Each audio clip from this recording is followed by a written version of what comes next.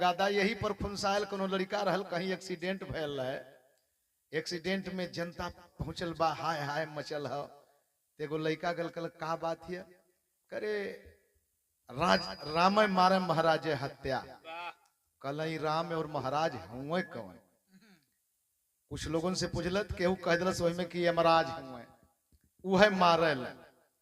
कल कि सब देवी देवतन का हम मंदिर स्थान देखत है, यमराज का कहीं हम चर्चे न सुनली, तो देखल जा। वो कलस लड़का की आज हमहू घर द्वार छोड़त है, आ इनके देखी के तब वापस आई। गैल अपन स्मरण करे लगल। स्मरण करते करते यमराज के समझ में आल की धरती पर पहला व्यक्ति है जौन हमार पूजा करत, एक दर्शन देवे लाख।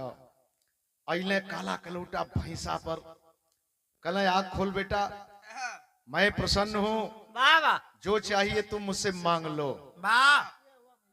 लड़का अखिया मुल्ला ही मुल्ले कहते कि के हुआ तू, जे के हम बोलावत है वो हुआ कि दूसर के? कल नहीं बेटे आँख खोल, मैं वही हूँ जिसको तू चाहता है।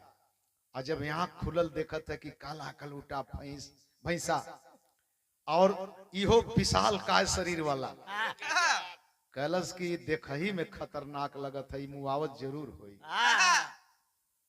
कल महाराज तो वही हुआ, तो वही मुआवला जिया वाला।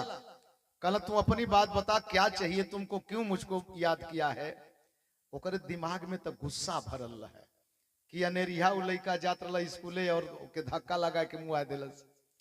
कल की महाराज देबा, कल मांग ले बेटा, दिल खोल के मांग ले। कलश की सही बोलिया, सही बोलिया, कल वचनबद्ध है हम, मांग ले। कलश की जवन जवन मांगब तो देबा न, कलश की एकदम दे दे। तो लड़का पहला बर मांगत था कि तोहरे भैंसवा के सिंघिया जवन हैसे है मुर्रा है, उस सोज हो के हैसे के सट जाए।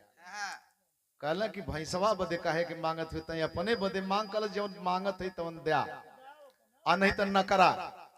कहला कि यहाँ मस्त भैंसा के सिंह ऐसे हो गई। अब मने मने सोचत है कि अब मजा आई। कल दूसर का मांग ले बेटा। कल दूसर का मांगत है कि तू वही सिंघिया पर जाए के बैठा। जमराज के का हमके कल सिंघिया पर जाके बैठा। कहना बेटा ये तू फंसा रहे हो, अरे अपने लिए कुछ मांग ले। कल जौन कहत है तवन दया, हमके जौन मांगे के तुम मांगत है। भैंस के सिंह पर बैठल है जब भैंसा के, तब ले 1.5 इंच पार कर गई। पीछवा से जाए के खोद के कलश की भैंसवा हिला दिलस मुड़िया। अभी थोड़ा देखत है कि यमराज हुआ कि धर्मराज हुआ। फिर कहले बेटा जल्दी कर, तीसरा मांग। कलश की घबरा मत, बड़ा जाने की मोले हुआ। तीसरा का मांगा था कि भैंसा का सींग जैसे रहल है वैसे हो जाए। कल सरवाई तो पोस्टमार्टम कह दिला, तो हमार पोस्टमार्टम कर दिला, निके पूजा कैलस। मजबूरी में देवे के परगल, लेकिन देहल कहवा जानत हुआ, याओ कही के नीचे कूदल तो मस्त नीचे कहल। कभी कभी ऐसा चीज हो जाला।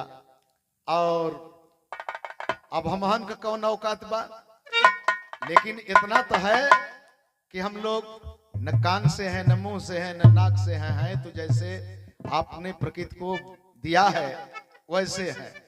ये लिए हम कहला कि नकली मत बनौली, असली है असली है, नकली है तो नकली है। तनी सब बजा दा